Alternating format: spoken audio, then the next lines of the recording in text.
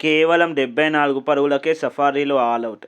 First T20 మ్యాచ్లో team India భారీ విజయం. రెండో మ్యాచ్కి సై అంటున్న ఇరు జట్లు. రేపు చండీగఢ్ వేదికగా జరిగే రెండవ టీ20 మ్యాచ్లో ఎలాగైనా గెలిచి కంబ్యాక్ ఇవ్వాలని సఫారీలు అనుకుంటే, మరోవైపు మొదటి మ్యాచ్ గెలిచిన మన టీమిండియా అదే జోష్ని ఈ మ్యాచ్లోని కంటిన్యూ చేయాలని చూస్తుంది. ఒక్కసారి హెడ్ టు హెడ్ స్టాట్స్ చూస్తే ఇప్పటి వరకు 32 సార్లు తలపడగా 19 సార్లు మన టీమిండియా గెలవగా 12 సార్లు మాత్రమే సఫారీలు గెలిచారు. ఒక మ్యాచ్లో ఫలితం రాలేదు. సో ఈ స్టాట్స్ చూసినా, రీసెంట్గా మనలో ఫామ్ చూసినా క్లియర్గా మనకే ఎడ్జ్ ఉంది. ఎట్ ద సేమ్ టైం సఫారీలను తక్కువ అంచనా ఇయ్యరా.